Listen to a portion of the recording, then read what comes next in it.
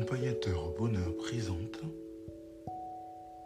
Anthony Rives, coach de vie.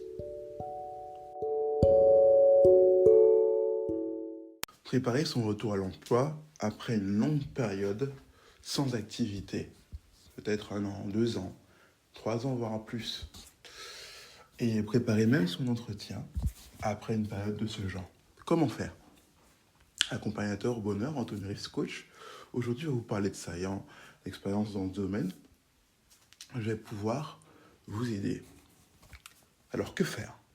Comment préparer déjà ce retour à l'emploi si on a pris ce temps-là, ces années-là pour soi, pour d'autres activités ou pour d'autres raisons, pour peut-être régler certains problèmes familiaux ou peu importe, ou s'occuper de ses enfants, ou on ne sait quoi.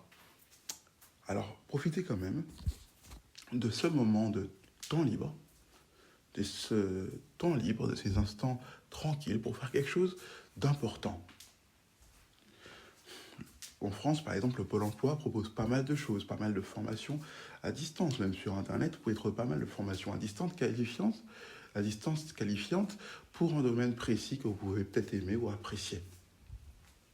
Comme ça, lorsque vous arrivez à votre entretien de retour à l'emploi après des années, vous pouvez dire au recruteur en face de vous, vous savez, on pourrait croire que ce temps-là que je n'ai pas travaillé m'a servi à rien. Mais au contraire, j'en ai appris beaucoup car j'en ai profité pour faire pas mal de formations afin de me qualifier dans différents domaines qui m'intéressent ou un domaine précis.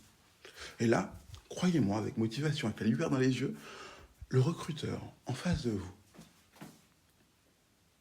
a des chances d'être convaincu, a des chances de mieux comprendre, a des chances de dire ah d'accord, il n'a pas perdu son temps, il n'a pas eu le temps, il n'a pas eu l'envie il n'a pas eu la flemme de faire quelque chose, il n'a pas non plus été feignant en fait.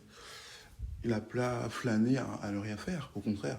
Il a vaqué à des choses utiles pour l'avenir. Ça, c'est intelligent. Et moi, j'ai besoin de quelqu'un d'intelligent dans mon équipe, dans mon groupe, dans ma société.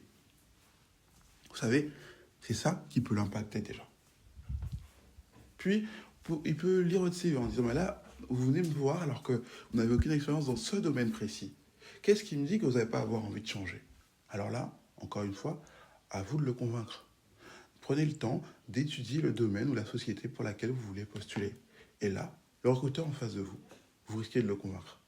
Dire, moi, ça c'est quelqu'un dont j'ai besoin.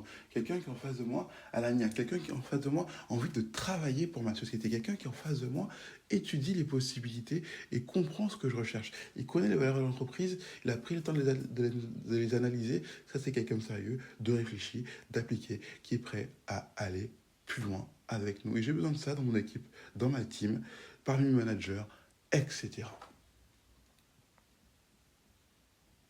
Maintenant, le problème, ça fait un certain temps qu'on n'avait pas collaboré en entreprise. Qu'est-ce qui me dit que peut-être vous n'allez pas avoir du mal à vous intégrer dans l'équipe, à la pousser vers l'avant, etc. Encore une fois, selon votre situation, à vous de convaincre cette personne. Si votre formation, vous avez travaillé en équipe, mettez cela en avant. Si vous savez ce dont a besoin l'équipe, vous avez eu à gérer l'équipe même des années avant, rassurez-les sur le fait que ça ne s'oublie pas. Si vous avez des expériences, des process ancrés en vous, faites-leur savoir, convainquez-les, arrivez à les convaincre que c'est comme faire du vélo. C'est pas des choses que vous perdez après, c'est peut-être des mises à jour à avoir, que vous avez tenté de faire peut-être par vous-même ou que vous ferez rapidement, parce que c'est un domaine que vous maîtrisez, mais surtout, vous pouvez et vous devez arriver à convaincre votre interlocuteur et montrer que vous avez une maîtrise de ce que vous dites et que vous ne stressez pas, même si vous stressez à l'intérieur de vous, parce que ça fait longtemps que vous n'avez pas fait un entretien d'embauche. Alors là, prenez le temps de passer les quelques premières minutes d'entretien et de retomber afin de montrer que vous maîtrisez la chose et que vous maîtrisez vraiment votre domaine et que vous attendez à tout et que vous n'êtes pas désarçonné par ces questions. Alors, l'une des choses importantes, c'est même si votre premier entretien ne porte pas de fruits, c'est une expérience supplémentaire pour vous. Vous pouvez voir quelles sont les nouvelles questions, les nouvelles tendances de questions qui apparaissent, les nouvelles attentes que vous pouvez déceler dans la réaction des recruteurs depuis ces dernières années, afin de vous adapter pour les prochaines fois et aller plus en profondeur. Vous ne devez pas vous laisser aller à la dérive ou à la perte. En fait, vous devez changer d'état d'esprit. pas vous dire que voilà, les entretiens que j'ai passés, qui n'ont pas abouti, c'est une perte de temps. Au contraire, prenez-le comme un gain de temps. Si vous voyez les choses comme ça, vous allez vraiment tirer une grande expérience et pouvoir rebondir pour les prochaines fois sur les prochains entretiens afin d'en tirer profit, afin de pouvoir montrer plus d'aisance, plus de perspicacité, plus d'anticipation dans les possibles questions que les recruteurs vous posent et savoir comment répondre.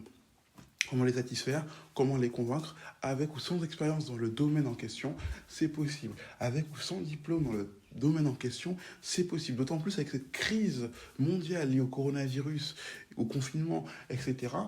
Alors vous avez toutes les clés en main pour changer de secteur malgré les soi-disant barrières sociales, etc. Peu importe le pays où vous êtes. Après, les choses peuvent se jouer à la confiance. Malheureusement, certains ont des pistons, etc. etc. Mais pour ceux qui n'ont rien, c'est aussi possible de changer la donne, d'avoir les cartes en main.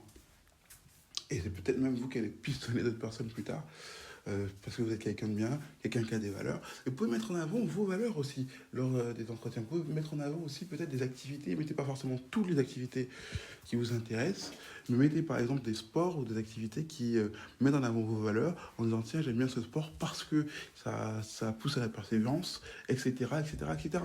Vous voyez, c'est ainsi que vous pouvez voilà, mettre en avant vos qualités et pouvoir enfin entamer une nouvelle expérience malgré des années d'absence. Alors faut que vous soyez convaincu en vous-même, que vous reconnectiez à vous-même, que voilà, pour réussir à faire ce travail-là, il y a les étapes et ça passe par la reconnexion à soi, ce que vous aimez, lister vos compétences, ce que vous savez faire, voir ce qui est important de mon point de vue pour la société aujourd'hui et ce dont le monde a besoin en plus de tout cela, et ce pourquoi le marché du travail me reconnaîtra, et bien sûr, croire en soi, ce qui est indispensable.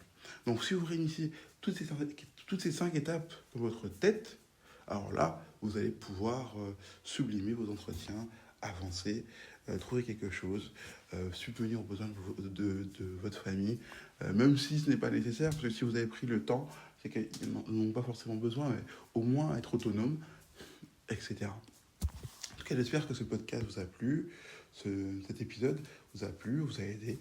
En tout cas, c'était Anthony Rives, accompagnateur bonheur pour vous servir.